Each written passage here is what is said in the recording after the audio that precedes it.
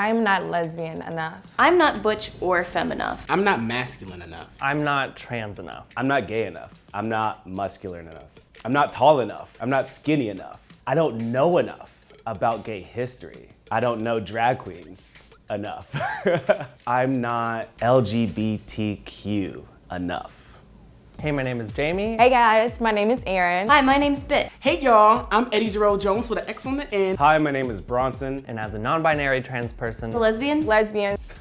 Gay. A gay, black, non-binary man who lives his life unapologetically. Sometimes I still feel like I don't fit in. Within the gay community, not everyone has like the same icons. Not everyone knows how to decorate or is fashionable or cares about the circuit party or Fire Island. You know, like I've never done a lot of those things. I got called a bad gay person and a bad person of color because I attended Coachella. And I feel like there has been an increasing number of protests and demonstrations over the course of the year, right? And that has bled into an expectation that if you are part of this community, that every action you do is a protest. Every action that you do is meant to stand for something. I don't necessarily care about being an activist for gay causes. That's great, but I'm not living my life as a gay person. I'm Bronson first. So I identify as a black, non-binary, meaning I really don't care about gender and what that means to society. I kind of see myself as a being and I express myself through femininity and masculinity when I see fit. And outside of that, in the gay community, it's very hard to be a femme male because everybody's like, I want to be with the guy that looks like a guy. I'm just as much of a man as you are. At times, I feel like I'm not masculine enough and it hurts, but it's kind of coming from my own community.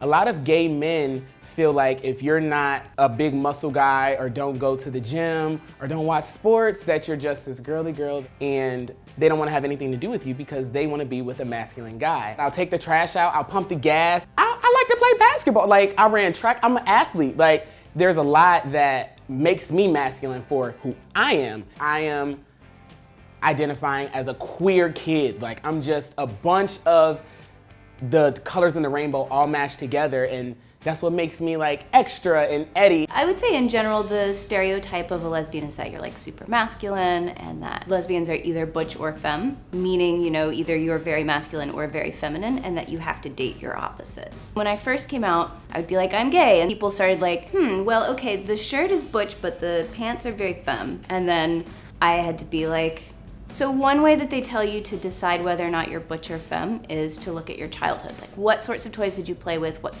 kind of playmates did you have? And that was like not helpful for me because I was interested in everything. I played with everybody. I had Barbies, I had G.I. Joes, I climbed trees, I went through a princess phase.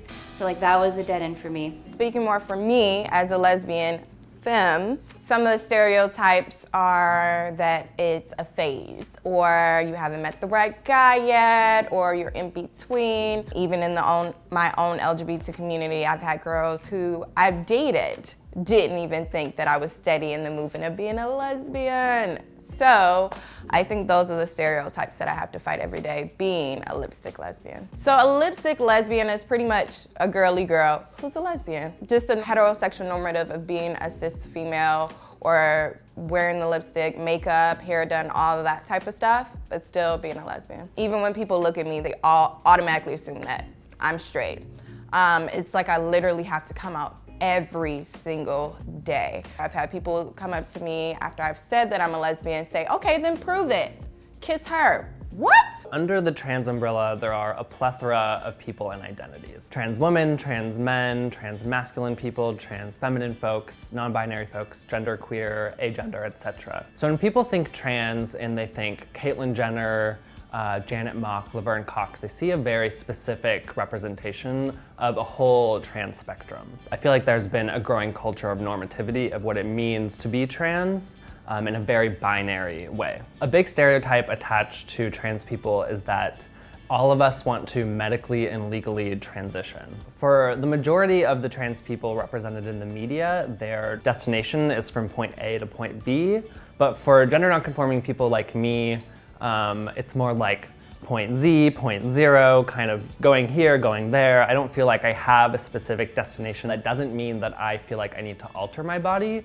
in order to express my transness. I've always felt stuck in between cis and trans. The world very much read me as a man, as masculine, and I was constantly misgendered and invalidated because of that. I have felt isolated by more binary trans people who feel like because I don't look like them or express like them, that they invalidate my trans experiences on the inside.